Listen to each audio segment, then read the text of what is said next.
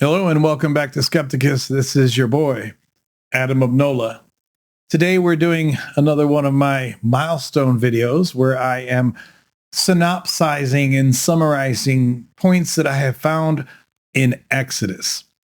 Now, a quick little preamble before we dive into these. If you didn't know already, if you're coming into this video blind, one of my series, my flagship series, is called God-Free Bible Study. In that study, I read through almost the entire damn Bible. I haven't gotten through it yet, but we started at Genesis. We have now gone through Exodus, which is why I'm doing this video. I've recorded all the ones for Leviticus and Numbers and on and on and on. Those are released every week on Wednesday. So these videos where I pull up these points from an entire book are really just a synopsis of those things that I have already gone through in the God-Free Bible Study series.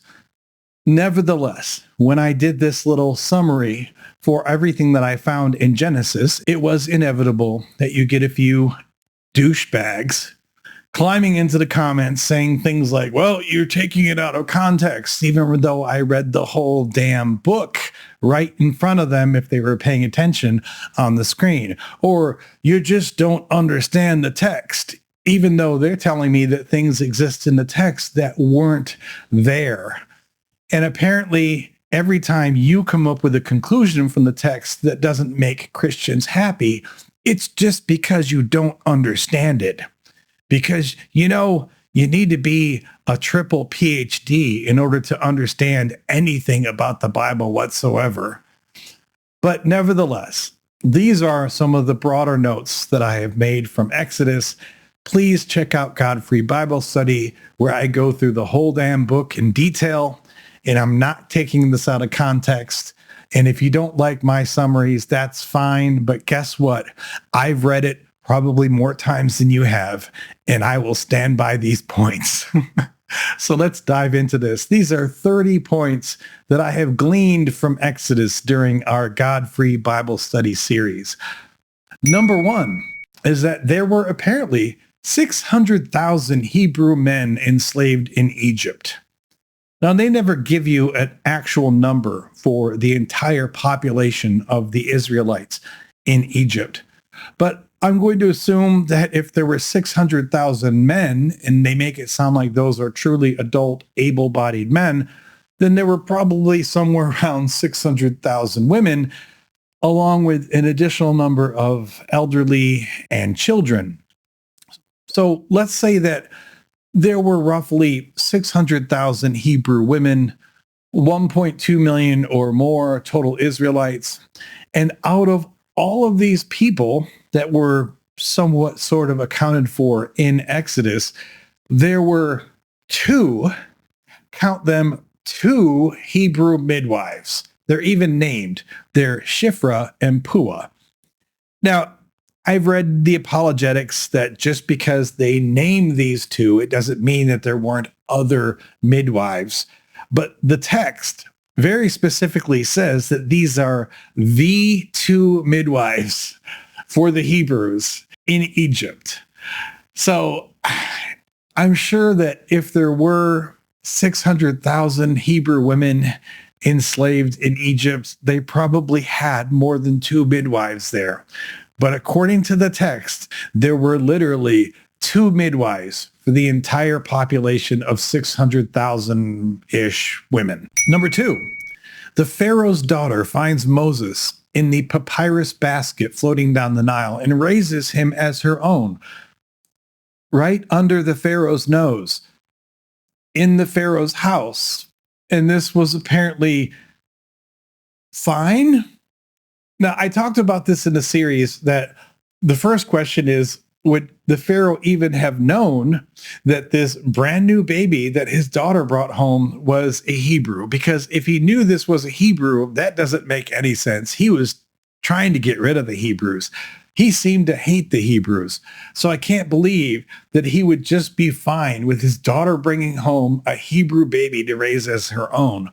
But even if we assume that the Pharaoh had no idea that this new baby was a Hebrew baby, what kind of sovereign in these ancient times sees his daughter come home with a brand new baby and there's no father, there's No explanation like, hey, I just found a baby. And he says, yeah, that's cool. Why don't you raise him here in my house? That makes no sense. I mean, all of the ideals of ancient times, like if a woman had a baby out of wedlock, and even if everyone knew that, okay, she didn't actually give birth to this baby, but the idea that she would be raising a baby and she wasn't married would be a serious taboo, and it would be a scandal for the daughter of the Pharaoh himself. But apparently this was just fine. Okay. Number 3. God only remembers his covenant with Abraham, Isaac, and Jacob after he hears the groans of the oppressed Israelites. I'm not making this up. The text specifically says that after the Israelites called up because they were in misery in their life as slaves, then it says that God remembered his covenant, the covenant that he had made with Abraham, Isaac, and Jacob more than 400 years earlier, which only leaves one to wonder if they hadn't groaned as often and as loudly as they did, would God have ever remembered the covenant? And is that what a covenant means with God? That it's a covenant, but he'll have to be constantly reminded of it? Otherwise, you're just shit out of luck. Okay. Number 4, the omnipotent, almighty, the great I am who I am. Yahweh himself chooses to reveal himself to Moses as a burning bush. Yes, that means that the grandest presentation that the Lord of our universe could come up with was only one step removed from a flaming bag of poop that's been left on your porch. Okay, that's really impressive, God. There's a bush that's on fire, and it must mean that you've seen the Lord. Number 5, God begins the whole Exodus drama with, drumroll please, a lie. Which, if you remember from Genesis, it's almost apropos because God's first words to mankind at all were a lie in Genesis. And then in Exodus, his first words to Moses were not a lie, but his instructions, the first thing that Moses said to Pharaoh on the behalf of God was a lie. Moses, speaking on behalf of the Lord, tells Pharaoh that you need to let our people go, not for good, but he says you need to let us go to the wilderness for 3 days so that we can worship God, knowing damn well that he was not planning to go for only 3 days. That was never the plan. The whole idea was to get the Israelites out of Egypt permanently. Now, to be fair, you could say, well, if Pharaoh was bad and Egypt was bad, and this was just something they had to tell Pharaoh to try to get him to go along, you can parse that however you like. But it's so interesting that our God apparently operates in lies so fluently. Number 6, God also prescribes that the Hebrews will plunder the Egyptians. I don't just mean that they will plunder the people that were beating them or they will plunder the Pharaoh. No, they plundered all of the people that were in the land. Now, they put in a bunch of other verses to try to make it sound like it was consensual. They tried to make it sound like as the Israelites were leaving, the Egyptians were handing over their gold and their silver and their valuables, which makes absolutely no sense whatsoever. But even if we believe that narrative, it specifically says in the verses that the Hebrews will plunder the Egyptians. Number 7, God is a really crapper parlor magician. Most of his tricks that he gave to Moses to somehow prove his power were replicated by the court magicians of the Pharaoh.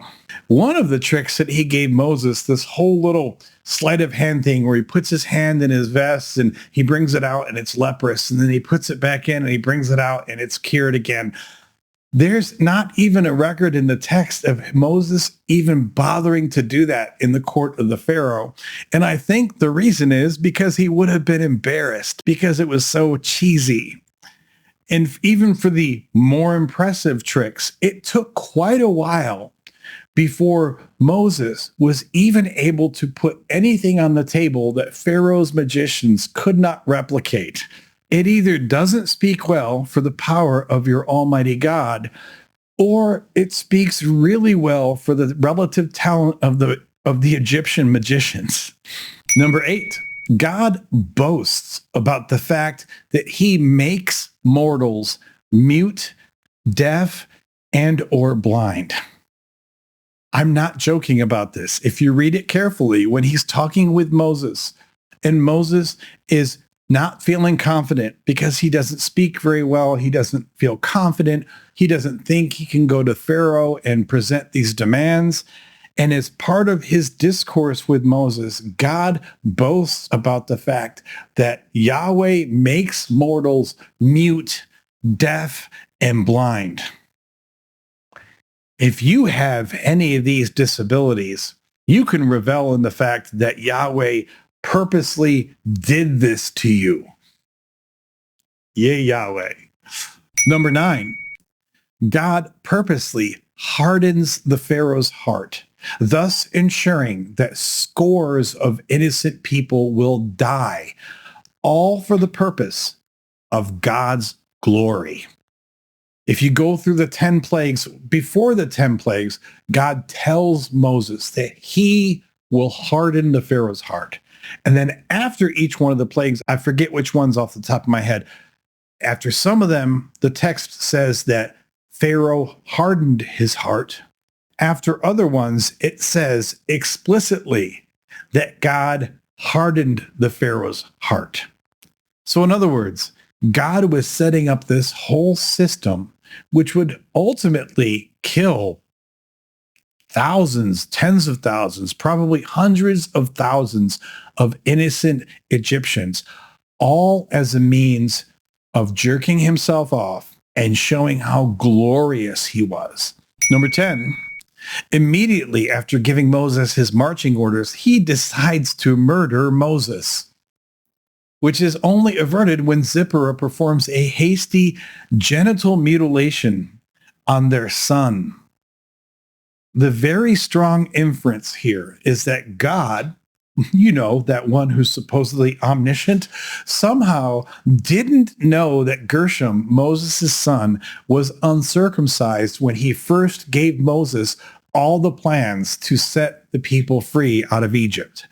And it was only after Moses started going back to Egypt to initiate the plan that was given to him by God that at some point God got wind of the fact that Gershom didn't have the tip of his foreskin cut off, and therefore Moses had to be murdered. Number 11, there are plenty of things that we could point out that God either doesn't do or doesn't seem capable of doing throughout this entire saga. But the ones that I will point out here is that he is apparently unable or unwilling to talk to Pharaoh himself. Everything he does apparently has to be through the mouthpieces of Moses and Aaron.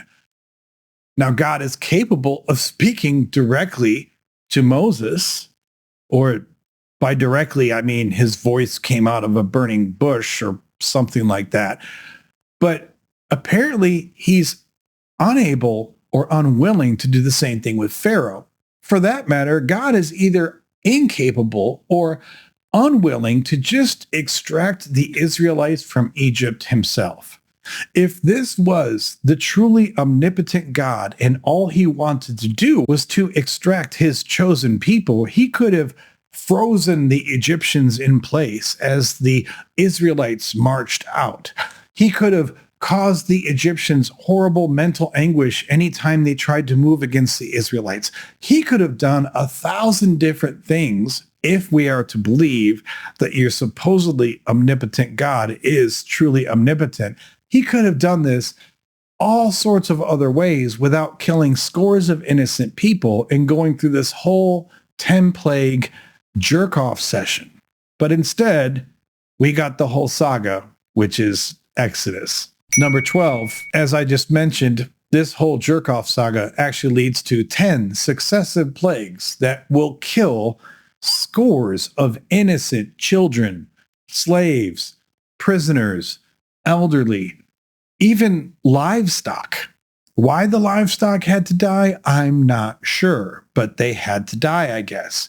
Even if we assume that Pharaoh was an asshole, even if we assume that the Israelites were truly oppressed, even if we assume that they got a lot of poor treatment in Egypt, the idea that these plagues would have to kill and torture all sorts of Egyptians that had nothing to do with the political apparatus of the day is revolting. How would you like to be one of my advisors? I'm using Skepticus's memberships as a way to allow you to have a voice in the content and the direction of this channel. I hope to see you in the membership pool, and I want to hear your voice in what Skepticus is doing going forward.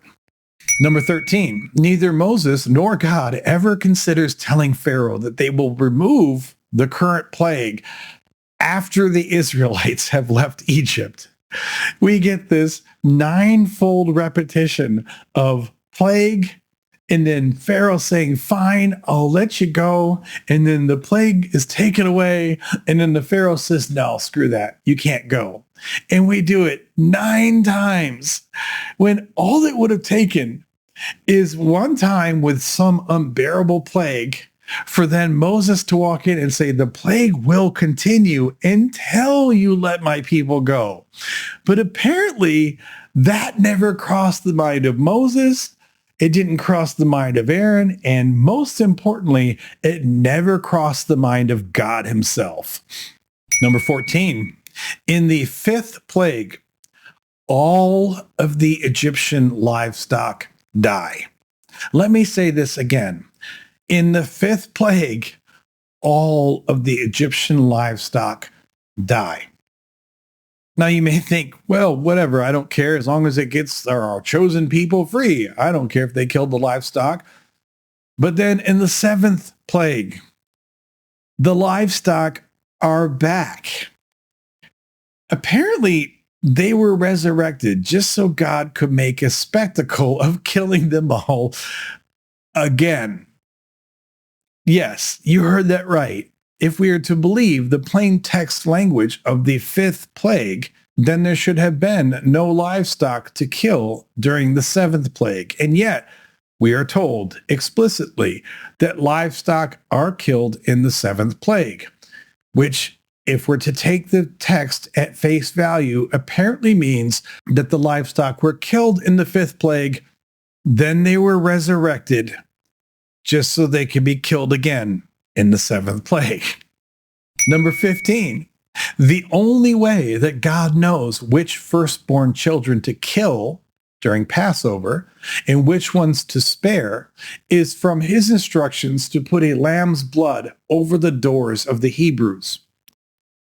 Now you may think, fine, he has to save his people, but let me say that for you again. If he were the omniscient God, do you not think he would already know which people he should save and which people he should not?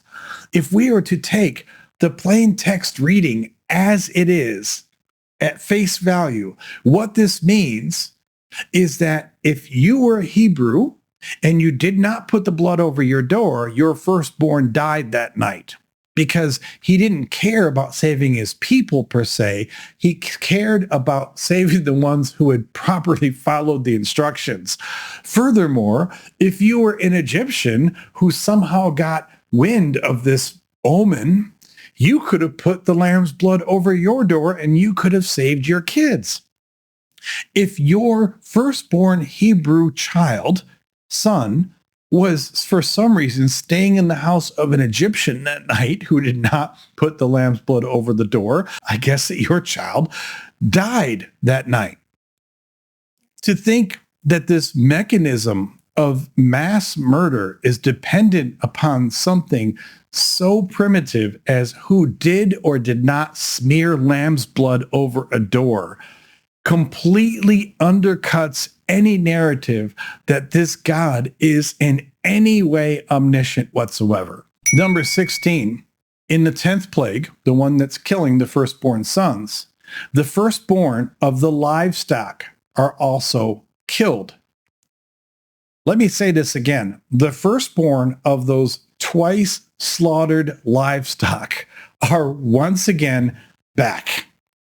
Apparently, they were resurrected again, a second time, just so God could make a spectacle of killing them, this time for the third time. So there would be some livestock who died in the 5th plague, were resurrected and then died again in the 7th plague, were resurrected again and then died in the 10th plague. Number 17. After the Israelites finally escape Egypt, Pharaoh leads an army of chariots to destroy them. The chariots are pulled by horses. Horses that should have been dead according to these previous plagues. So these horses, who have apparently been resurrected, some of them now for the 3rd time, just so that God could make a spectacle of killing them again for the 4th time. So if you had the misfortune of being a chariot horse in Egypt at this time, and if you were the firstborn of your parents as a chariot horse, that means that you died in the 5th plague and were resurrected to be killed again in the 7th plague, to be resurrected and killed again in the 10th plague, to be resurrected again, but only killed again the next time when God had Moses split the Red Sea and they all drowned in the sea. Which leads us to number 18. Pharaoh's entire army was drowned. Although this particular Pharaoh is never named, there is no record of any Pharaoh ever having been slain in such a way. There is no record of Egypt ever having lost all of its military power. And yes, the text says that they lost all of their military power. There is no historical record whatsoever of Egypt ever having been overrun at this time period by any of its many opportunistic enemies. Let me be crystal clear about this. Egypt, in the time when the Exodus is supposed to have happened, was one of the world's great powers in terms of economy, in terms of military, in terms of social advances, all of it. So while they would have been a grand influence on the region, you know that someone like that would have also had many enemies. And yet we're supposed to believe that Pharaoh and his entire army got wiped out in the Red Sea, and yet there was never a time immediately thereafter where the Egyptian empire was overrun and occupied by its enemies. Yeah. Okay. Number 19, the Amaleks attack and are defeated because the Israelites can prevail as long as Moses can continue to hold up his hands. I want you to think about this. The almighty Lord of the universe can't just strike the Amaleks down. He can't just give the Israelites better technology or better tactics. No, instead, he makes the entire thing dependent upon whether or not Moses has his arms held up or whether they're down.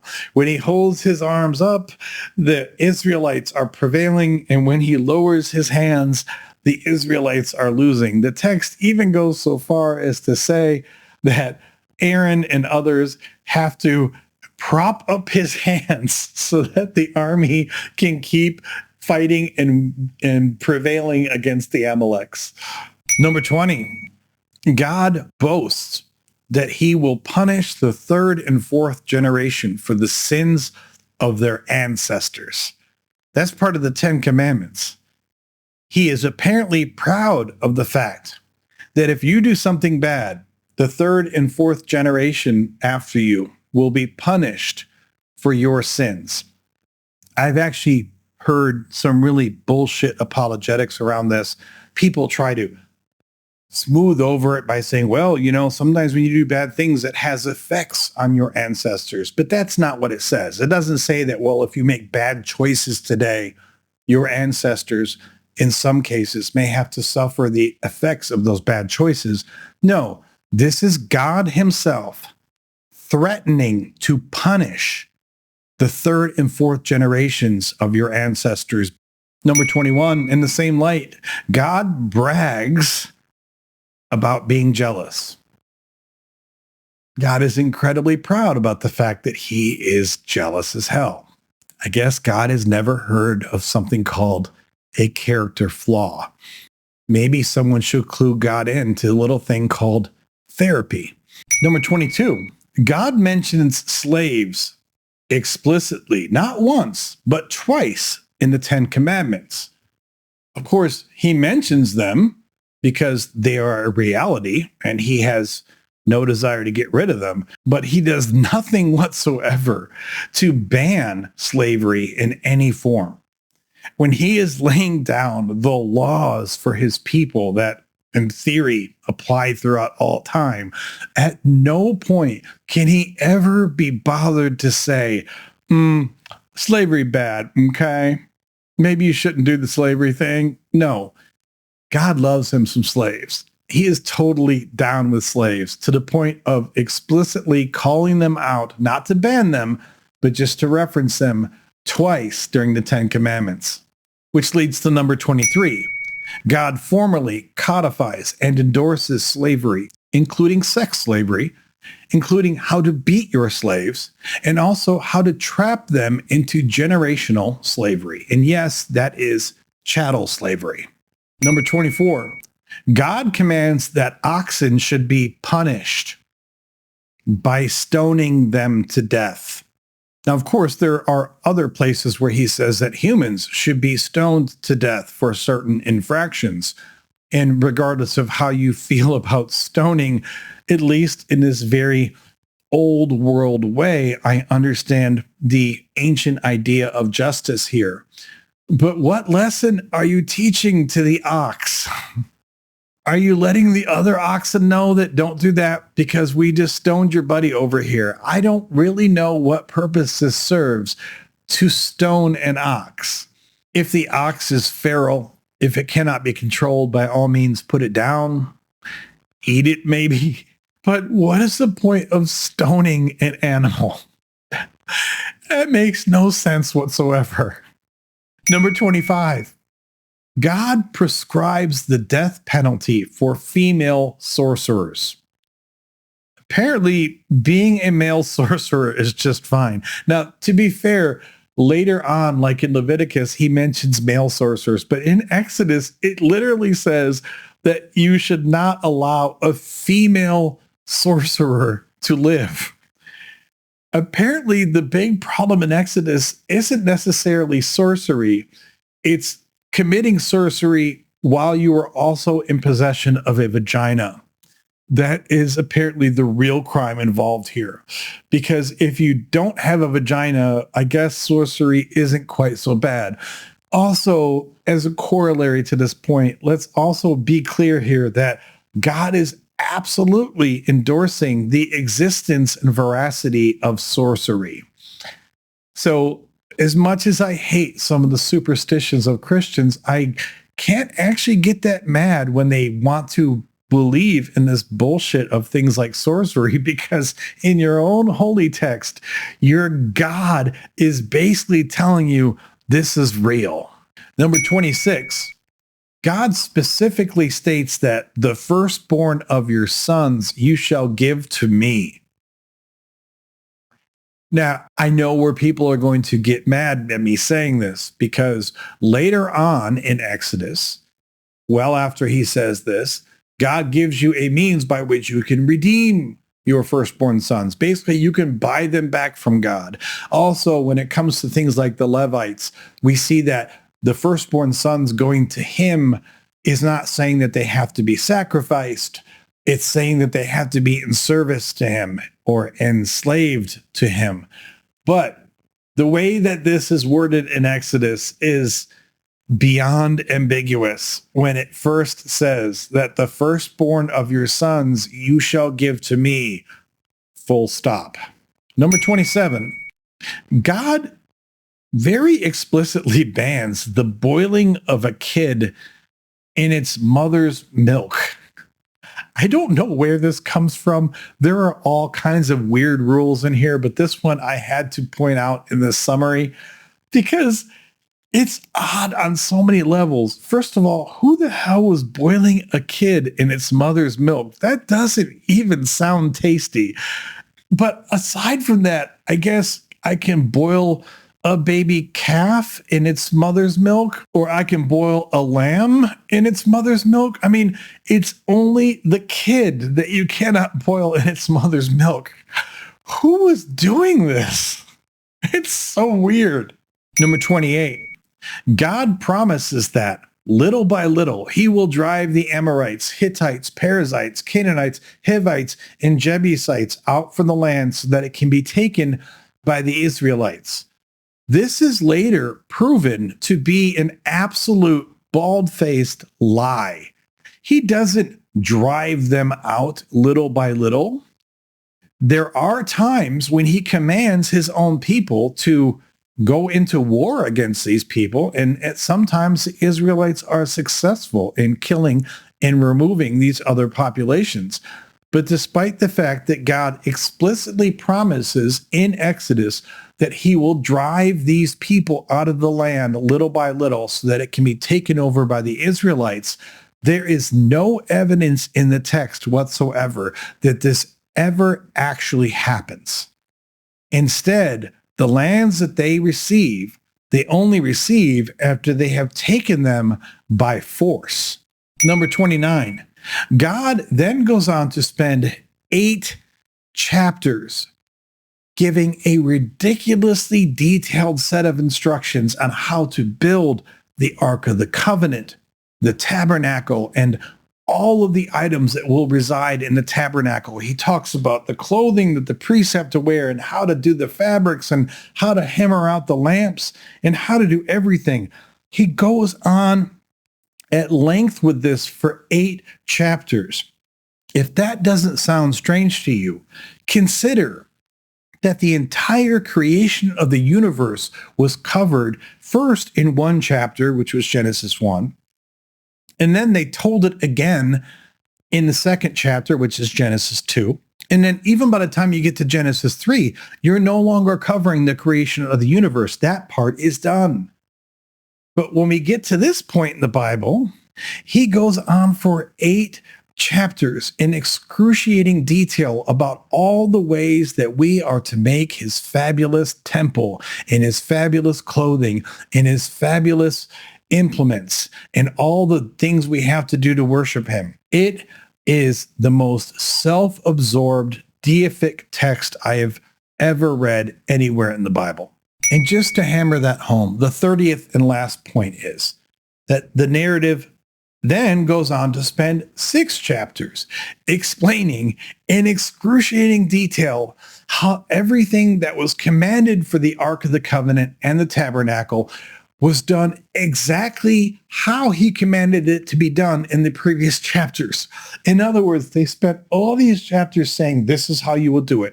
You will make it with this material. You will make it of these dimensions. You will do this and this and this and that. And then they had to put 6 more chapters saying, yes, we did all the things exactly as we were told to do. We made it with all the materials, and we made it with all these dimensions, and we followed all the orders. It is incredibly anal retentive.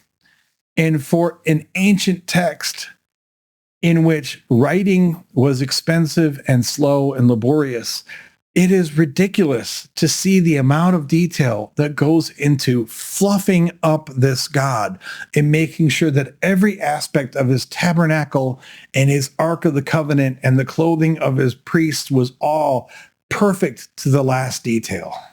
There you have it. Those are the 30 points as I see them summarized from Exodus. Of course, I could have made a list 5 times this long, but at some point, it's better just to read the text. And if you'd like to get my full notes on everything I think about Exodus, please check out all of the episodes that I have done up to this point that have shown all of the text and all of my commentary on Exodus. And if you want to go back further than that, you can even go to the very beginning of the series where I start at Genesis 1 and we're marching straight through. So please check out God-Free Bible Study. Please check out any of my other videos. I am glad that you are here. I hope that you've subscribed and liked and done all the things. If I've said anything that was in any way incorrect, your God could correct me at any time, but he won't, will he? Because no one's heard shit from him in thousands of years. Yeah. But thank you for being here. I hope to see you again on future episodes. Until I do, lo, I say unto you, stay skeptical.